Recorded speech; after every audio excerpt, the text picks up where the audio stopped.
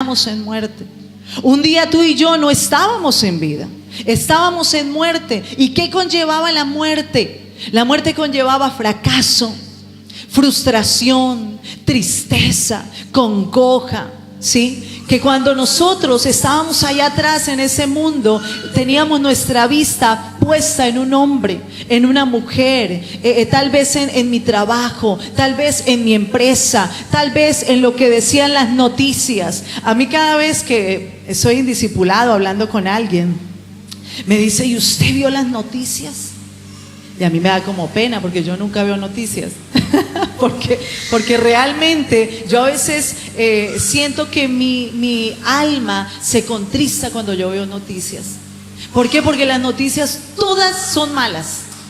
Usted tendrá que esperar de pronto por ahí lo de la farándula para al menos algo que un poquito regocije su alma. Pero de resto todas las noticias son muerte, violencia, frustración, fracaso, se suicidó, lo mataron, la economía va de pique para abajo, eso no va a mejorar. Entonces yo digo, a mí eso no me edifica en nada. Y pues si usted un día me habla de noticias, hábleme, porque yo vivo desenterada de las noticias. Porque yo un día decidí creer en la mejor noticia que un día me dieron. Y es la noticia de que hay buenas nuevas para aquel que decide creer en el nombre que es sobre todo nombre. Amén. Entonces, esta es mi verdad. ¿De acuerdo? Yo entonces decidí un día no andar y no caminar en muerte. Y yo lo reto a usted hoy para que usted camine el mes de abril en vida y ya no en muerte. No olvides de dónde te sacó Dios, porque si en algún momento te das cuenta que estás haciendo cosas que hacías cuando estabas en muerte, tendrás que reaccionar rápidamente. Si tú te das cuenta que tu esperanza tal vez en un momento de descuido otra vez está puesta en un hombre, en una mujer, en la situación financiera, en la empresa, en lo que tienes en el banco, reacciona. Porque eso es muerte. ¿Sabes por qué es muerte? Porque resulta que este estuche no tiene reversa, cada vez se va a envejecer. El alma es caprichosa, y si tú decides poner tu confianza en un hombre, el hombre te va a decepcionar, la mujer te va a decepcionar, la empresa tal vez hoy se vendió harto, mañana no se vendió mucho. Y entonces si yo decido poner mi fe, mi vida en algo que es pasajero, no estoy bien, porque eso es muerte. Pero cuando yo le digo: Señor, esto está complicado, ¿cómo entonces es vivir así? Tú tendrás que volver a la palabra. No hay otra manera. No hay otra manera para que tú entiendas cómo es estar en vida. Mira, si tú y yo leemos cómo vivió Pablo, cómo vivieron los apóstoles, nos damos cuenta que un día ellos decidieron despojarse del mundo. Pablo dijo: he aprendido a vivir si hay y si no hay. Estoy parafraseando. He aprendido a vivir en abundancia, pero también sé que es la escasez, y eso ya no me mueve. Tú y yo tenemos que entender que aquí somos forasteros. Mira, esta no es tu nacionalidad. Tu nacionalidad está allá en los cielos. Por lo tanto, dejemos de ponerle tanta tiza a las cosas que aquí nos distraen del Señor. Toma decisiones, sí, tomado de la mano de Dios, sí, sigue adelante, sí, no me salió bien, listo, sacúdete el polvo y sigue. Porque tú no te podrás quedar ahí pegado de la aguja como cuando se rayaba el disco y seguía sonando lo mismo, el long play lo mismo. Entonces decíamos: se rayó el disco. No se te puede rayar el disco de tu vida, porque tú tienes que avanzar. Porque cada vez que tú y yo pensamos en Jesucristo, debemos entender que a Jesucristo no se le pegó la aguja de la vida. A Él nada lo pudo detener. A ti nada te puede detener. ¿Por qué? Porque Dios te ha dicho: yo te levanto. Pero resulta que para que Dios te levante, tú tendrás que hacer algo. Para que Dios a ti te levante, tú tendrás que tomar una actitud diferente. Para que el Señor a ti te levante, tú tendrás que despojarte de las maletas, dijo el pastor el viernes, de las valijas que a ti no te sirven. Porque muy seguramente yo creo que aquí hay situaciones a nivel de pareja que no nos están permitiendo abrazar como debemos abrazar. Hay situaciones financieras que no nos están permitiendo disfrutar de la grandeza de nuestro Dios. Porque nos quedamos pegados de algo y el Señor dice, pero ¿por qué te pegas de ello si yo tengo para ti mucho más? Entonces tú y yo tendremos que soltar las maletas que no nos están permitiendo abrazar lo que el Señor quiere hacer para nosotros. ¿Qué debo tener presente cuando yo decido que el Señor me levante? Cuando yo creo que el Señor a mí me va a levantar, cuando logro entender que Jesucristo me levantó, debo tener presente primero que la grandeza del Señor y su poder. ¿Qué debo entender? La grandeza del Señor y su poder. Repita, debo entender la grandeza del Señor y su poder. De otra manera, tú no vas a poder entenderlo. Porque cuando tú dices, Señor, yo creo en ti, pero, Señor, me falta pagar el arriendo. Y te quedaste ahí viendo, no puedo, no me alcanza, no puedo.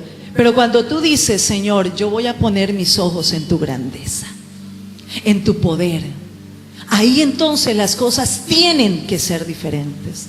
Verso 19 de Efesios. Dice Efesios 1, 19. ¿Y cuál la extraordinaria grandeza de su poder para con nosotros, los que creemos, según la acción de su fuerza poderosa? Tú y yo tenemos que entender que yo no puedo poner mi mirada en las cosas efímeras, pasajeras, en las cosas que aquí simplemente yo no me voy a llevar cuando me vaya a vivir eternamente con el Señor. Yo tengo que poner mi mirada en la grandeza del Señor. ¿Cuál es la grandeza del Señor? Vamos a ver. ¿Cuál es su grandeza, Señor? El poder de Dios, poder sobre la muerte, tiene el Señor. Poder para hacer lo que sea. Poder absoluto sobre todo lo creado, poder sobre el tiempo, poder para delegar autoridad, poder para llenarlo todo. ¿Tú quieres ese poder del Señor en tu vida orando? Tienes que volver a pensar en lo grande de Dios y en lo pasajero de tal vez lo que estás viviendo. Lo que estás viviendo es un momento. Pero mira, si tú no decides pasar la página, te quedarás toda la vida pegado en la misma situación. Toda la vida lo mismo.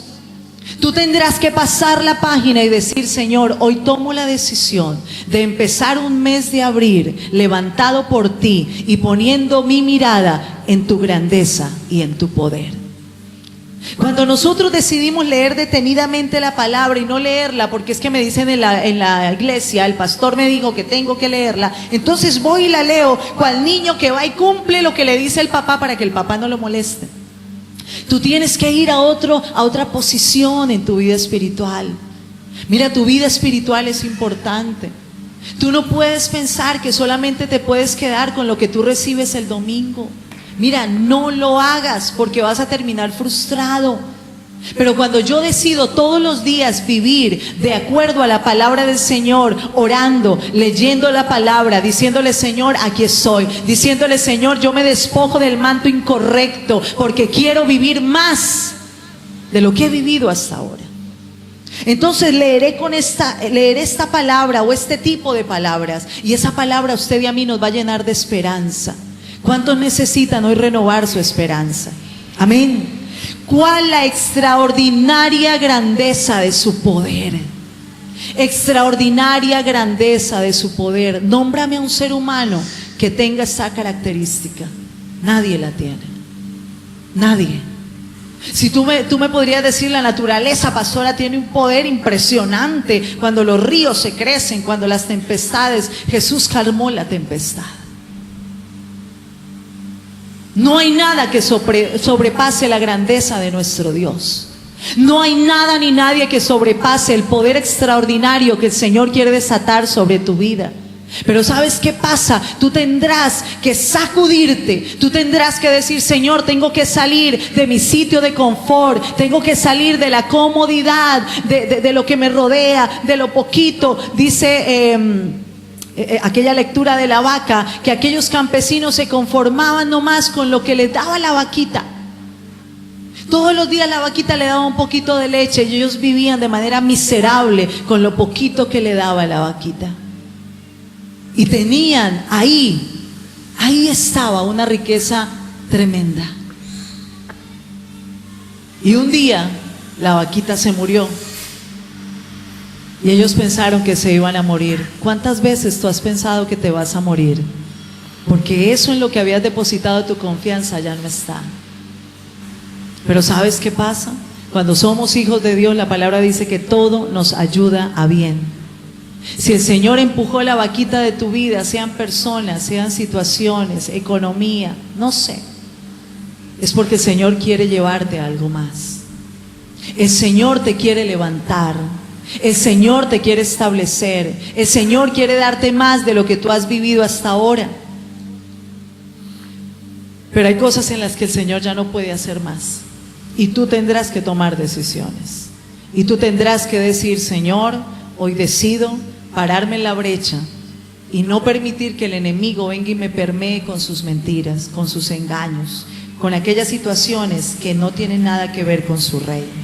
Segunda cosa que debe pasar para que Dios a ti te levante: yo debo entender qué autoridad se me ha delegado. ¿Qué autoridad a ti Dios te ha delegado?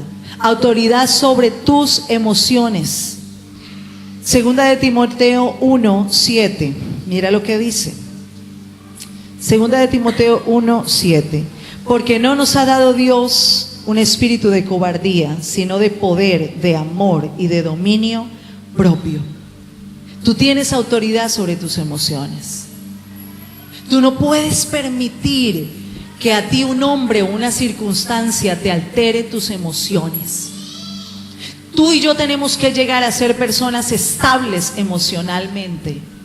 Qué bueno es ver una persona confiable. La persona confiable es aquella que ya no se deja llevar por sus emociones. Entonces, si hoy estoy bien, pastora, feliz, sí, todo está tan lindo, y al otro día algo le falló, no, pastora, por favor, recójame con cuchara porque hoy estoy diferente. Ya no sé ni para dónde es el norte ni para dónde es el sur. Me voy a subir en cualquier buseta porque cualquiera me sirve, porque ni sé para dónde voy. Tú y yo no podemos ser de ese tipo de personas. ¿Por qué, mi hermano? Porque no seremos personas confiables para Dios. Y el Señor nos está diciendo, mira, yo te he dado autoridad. ¿Para qué? Para que tú te domines. Lo primero en lo que tú tendrás que triunfar el mes de abril es decir, Señor, las circunstancias no van a alterar mis emociones. Mis emociones están establecidas en una palabra que tú me has dado. Y es que tú no me has dado un espíritu de cobardía, sino de poder, de amor y de dominio propio. Por lo tanto, Señor, yo decido vivir estable. Pero son decisiones que tú tienes que tomar. Nadie más las va a tomar por ti. Porque mira, así como tú vives situaciones, tal vez tu pareja también las vive. Si tú tienes un dilema, tu pareja también lo vive. Así que tú y yo no tenemos que ser víctimas. ¿Por qué? Si hubo un Cristo Jesús que pagó para que tú seas libre. Tú no tienes que ser la víctima de nada. Tú tienes que estar y sobrepasar aquellas montañas, aquellas turbulencias de tu alma, de tus emociones. Tu voluntad tendrá que cambiar. Entonces tú ya no vas a volver el mes de abril a reaccionar igual frente a los problemas. Problemas de pareja, problemas financieros, problemas empresariales, problemas laborales. Mi hermano, porque toda la vida se le suman problemas. En Dios no es que no hayan problemas. ¿Sabes cuál es la diferencia? Que yo tendré que asumir una nueva actitud ante los problemas. El mes de abril será un mes de madurez. El mes de abril tendrá que ser un mes donde a mí la situación no me toma por sorpresa. Porque si nosotros fuimos creados a la imagen y semejanza del Señor, a Dios nada lo toma por sorpresa. ¿Por qué a ti te sorprende cuando hay un problema? Si es que nosotros sabemos que en este mundo sufriremos aflicciones, pero dice Cristo Jesús que Él venció al mundo. Para un problema siempre habrá una solución. Aún yo pensaba, sacando esta palabra, porque hay un dicho por ahí que dice que lo único que no tiene reversa es la muerte. Aún en Dios la muerte tiene reversa. Porque Jesucristo fue levantado entre los muertos para decirte en esta mañana a ti, no importa que hayan áreas de tu vida que tú creas que murieron, yo puedo resucitarla hoy, no mañana, hoy. Porque marzo es el mes de la resurrección, abril tendrá que ser el tiempo de la vida. Vida. Y cuando yo pensaba en vida, el Señor me decía, recuerda el verde del pasto. Tú tendrás que vivir todos los días verde, reverdecido. Tú y yo no somos como la hierba que en la mañana es y en la noche se seca. Tendremos que ser todo el tiempo reverdecidos, vivificados por la presencia del Señor. ¿Sobre qué más el Señor a ti y a mí nos dio autoridad? Sobre los demonios. Mateo 10:1. Mateo 10:1. Dice la palabra así. Entonces, llamando a sus 12 discípulos, les dio autoridad sobre los espíritus inmundos para que los echaran fuera y para sanar toda enfermedad y toda dolencia. Tienes autoridad sobre los demonios. Pastora, pero es que pasa la sombra y pastora, y si yo ya no soy tan fuerte. Pastora, es que me hacen así en la cama. Pastora, me jalaron la cobija. Pastora, mire que esto, pastora, mire que... Venga, pastora, hagamos guerra. Decía nuestro pastor en Florencia. Decía, porque es que cuando vienen a la iglesia son berracos. Ay, ahí sí, eso echan hasta el chompiras afuera. Pero van a la casa y ahí sí no son iguales. Mi hermano, este es un tiempo de entrenamiento, pero tú y yo tendremos que ir a enfrentar aquellas cosas que se nos quieren meter al rancho. Hay situaciones, mira, los demonios no es solamente la sombra y los cachos y la cola, no, eso es la mitología griega. ¿Sabes cómo hace el demonio y los demonios para meterse en tu casa?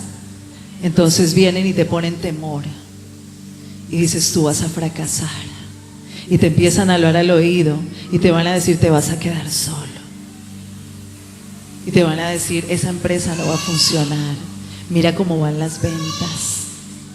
Mira, yo creo que tu esposo ya no te quiere.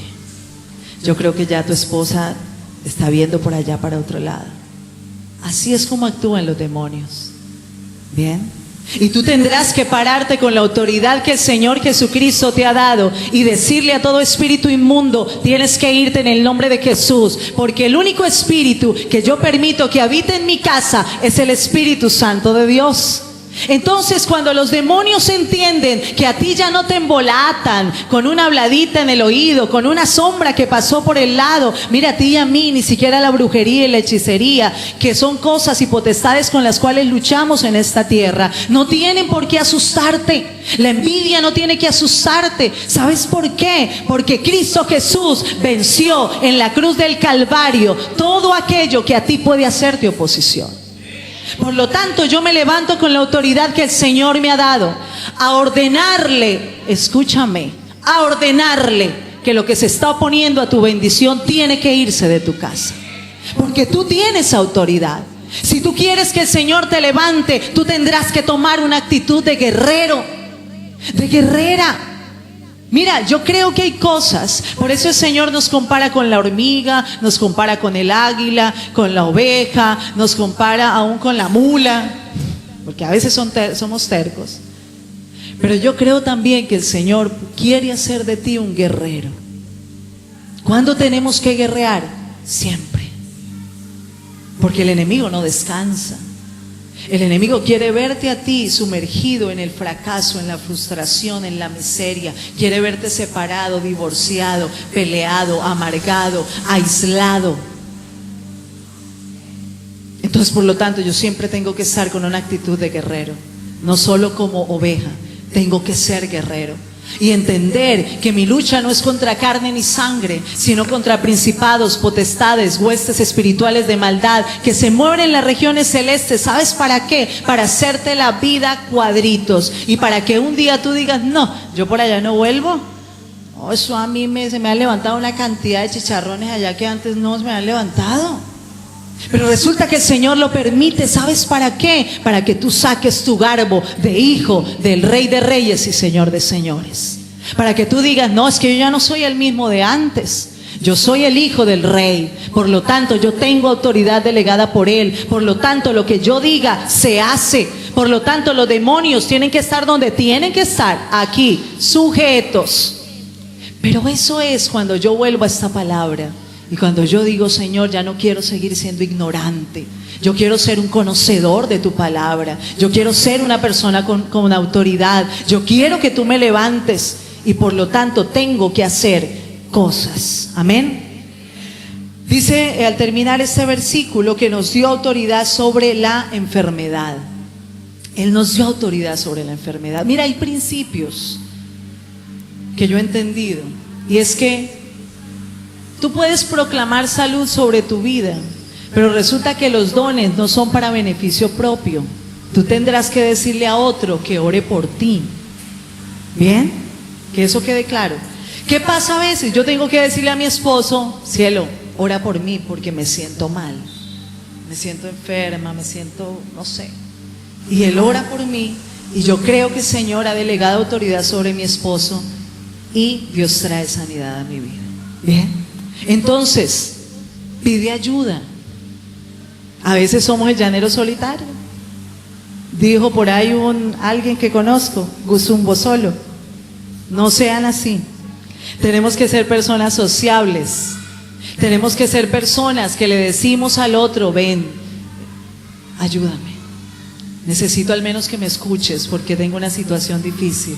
Y mira, cuando a uno lo escuchan, uno se descarga. Créame que sí. Pero cuando usted calla, dijo del rey David, salmista, dijo, mientras callé mis huesos se secaron dentro de mí, de mi gemir día y noche. Tienes que hablar. Esposos, hablen por favor. Mira, si hay algo que está permeando las parejas es que no hablan. No hablan. Entonces el hombre se restringió en la estructura de que los hombres no hablan, como las mujeres son las que hablan como locas. No, señor. Tenemos que llegar a un equilibrio. Hay que hablar. Si yo no hablo y no le digo a mi esposo qué es lo que me molesta, mi hermano, el enemigo muy seguramente se va a meter en tu relación de pareja y va a traer fracaso, frustración, tristeza, pelea, disensión y de ahí para allá lo que él quiera. Entonces, tenemos que aprender ¿a qué? A hablar. Y entendamos que el Señor nos ha delegado autoridad. Filipenses 4:13. Filipenses 4:13. Si usted ya llegó, espéreme. Filipenses o Efesios.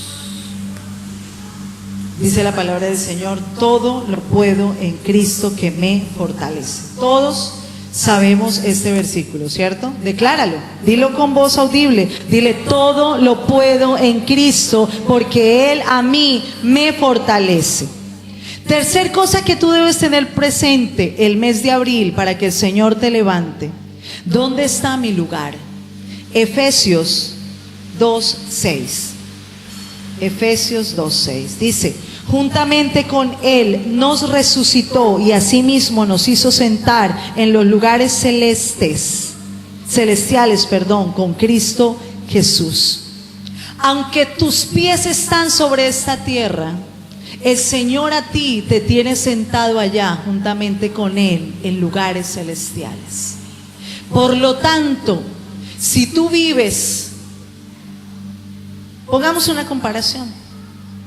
Aquel que vive en una casa tal vez muy pobre de madera, con muchas necesidades, pienso yo que no es igual a aquel que vive en una mansión. Tú y yo, aunque puede que vivamos naturalmente en una casa que no es mucho una mansión, por la fe yo entiendo que sí vivo en una mansión.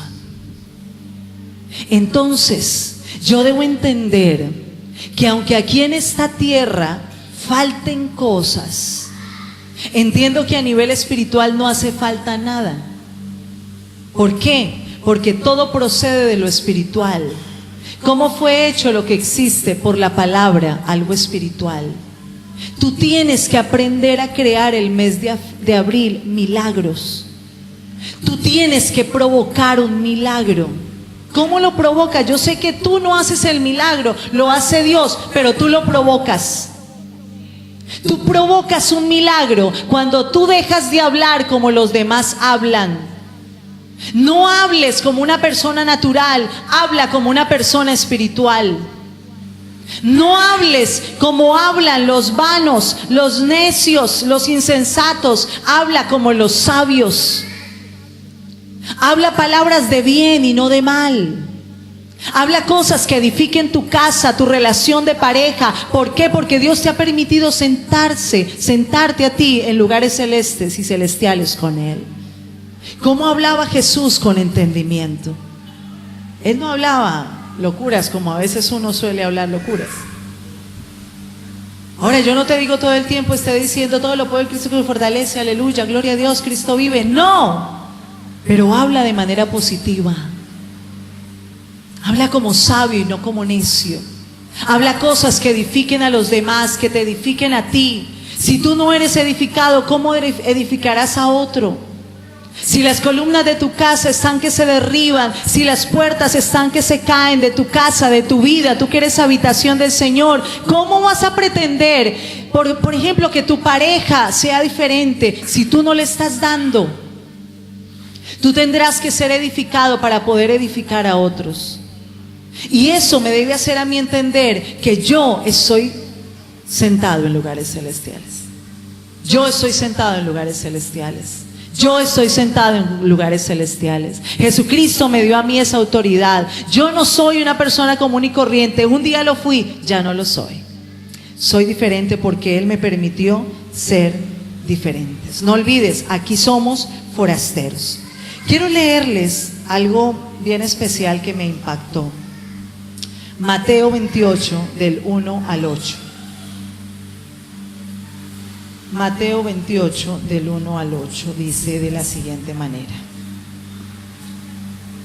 Dice así: la resurrección.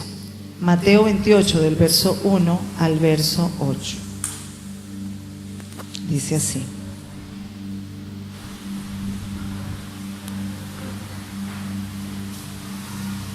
Espera un momentico. Sí. Dice: pasado el sábado, al amanecer del primer día de la semana, fueron María Magdalena y la otra María a ver el sepulcro. De pronto hubo un gran terremoto, porque un ángel del Señor descendió del cielo y acercándose removió la piedra y se sentó sobre ella. Su aspecto era como un relámpago y su vestido blanco como la nieve. De miedo de él, los guardias temblaron y se quedaron como muertos.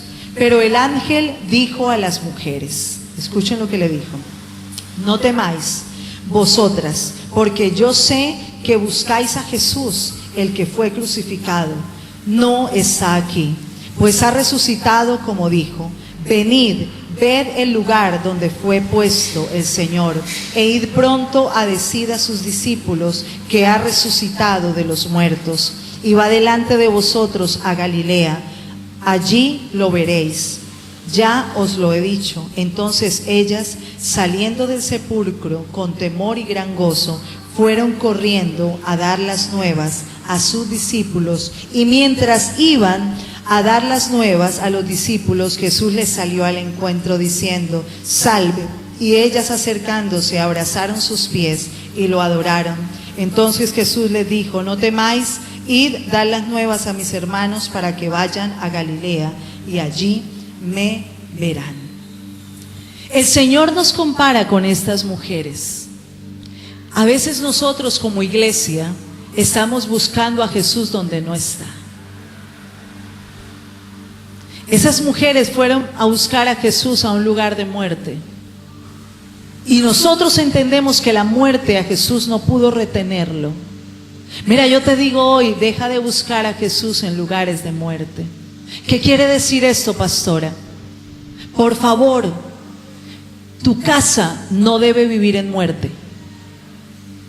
Tú no puedes, mira, escúchame bien, varón que eres cabeza, mujer que eres cuello. Tú no puedes permitir que la escasez venga a tu casa. No lo puedes permitir, porque ahí no está Jesús. Tú no puedes permitir que el miedo repose en tu casa, porque ahí no está Jesús. Tú no puedes permitir que la pelea, la contienda constante con tu pareja esté en tu casa, porque ahí no está Jesús. Entonces, ¿qué pasa? Cuando yo sé que hay cosas que representan muerte, yo no puedo permitir que eso esté en mi casa. No lo puedo permitir. ¿Qué le dijo el ángel a estas mujeres? ¿Pero por qué lo buscáis aquí si Él no está aquí? Era necesario que Jesús muriera para que hiciera la voluntad del Señor. Pero el Señor no se quedó ahí. Es necesario que en tu vida hayan dificultades, pero no para que te quedes ahí. No para que albergues y abraces el problema y te quedes aferrado ahí, como aquel que dijo: voy a sumergir mis penas en una copa de aguardiente. Tú no puedes hacer eso, porque Jesús nos está diciendo, como le dijo a aquellas mujeres: yo no estoy ahí. Entonces, si tú quieres vivir en prosperidad, si tú quieres estar levantado, tú tendrás que tomar decisiones. Tú tendrás que sacar la muerte de tu casa. ¿Sabes por qué? Porque el Señor te ha dado autoridad a ti. ¿Sobre qué? Sobre los demonios. ¿Qué es la muerte? Demonios. Es una potestad. Cuando tú ves en tu casa, en tu empresa, en tu negocio, en tu salud, en el área que sea de tu vida, que no hay vida, sino que hay muerte, entiende que Jesús no está ahí. Por lo tanto, no albergues en tu casa muerte, iglesia. No la albergues, porque entonces Dios hará algo, hará un estruendo en tu casa y te hará entender: yo no estoy aquí. Tú tendrás que tomar la decisión hoy de decirle: Señor, levántame. Levántame, porque yo no quiero seguir viviendo como he vivido hasta ahora. Pero eso depende de ti, porque el Señor ya hizo todo lo que debía hacer. Jesús no está en muerte. Jesús no habita en oraciones angustiosas. Jesús no habita ahí. Jesús no habita, y tú y yo no pensemos que vamos a doblar el brazo del Señor con lágrimas. Tendremos que ir, sí, a derramar lágrimas del Señor, delante del Señor. ¿Para qué? Para que Él vea en nosotros humillación, pero no creas que eso va a mover la mano del Señor. Moverá la mano del Señor hoy que sabes la verdad, cuando tú ejerces autoridad sobre ti mismo, sobre tus emociones, sobre aquellas cosas demoníacas que tú ya sabes que no deben estar en su casa. Dice aquí la palabra que Él iba de camino, ¿a dónde? A Galilea. Dice: entonces Jesús les dijo: no temáis, id a dar las nuevas a mis hermanos, para que vayan a Galilea, y allí me verán. Y yo empecé a investigar qué es Galilea. ¿Por qué a Galilea? ¿Por qué no fue a otro lado? ¿Por qué no fue a Jerusalén? ¿Por qué no fue a Belén? Galilea. Resulta que Galilea representa o es una zona montañosa verde, verdecita. Y yo veía las fotos y pues ustedes saben que los lugares donde se movía Jesús pues había solo mar y eran zonas desérticas. Ese lugar era un lugar de vida. Y Él les dijo: vamos, porque yo iré delante de ustedes, yo me les voy a adelantar para ir a Galilea, lleguen allá. Tú y yo tenemos que aprender a habitar en la vida. Amén. En la vida. Galilea es un lugar de vida. Es un lugar que reverdece en medio de desierto. Tú y yo tenemos que aprender y entender que Jesús está donde hay paz, donde hay armonía, donde hay gozo, donde hay fe, donde hay abundancia. Sí, mira, no seas de ese tipo de cristianos que solamente se conforman con decir no, no hay, y no hay, y no hay, y no hay. Pablo no dijo, yo estoy resignado a vivir siempre si no hay. No, él dijo, yo aprendí a vivir en abundancia y en escasez. Pero él no dijo que siempre vivían en escasez. No decidas vivir en ninguna de las áreas de tu vida en escasez, ¿de acuerdo? Entonces, permite que a partir de abril Dios te levante. No te resistas. Ponte en pie en esta mañana, vamos a orar.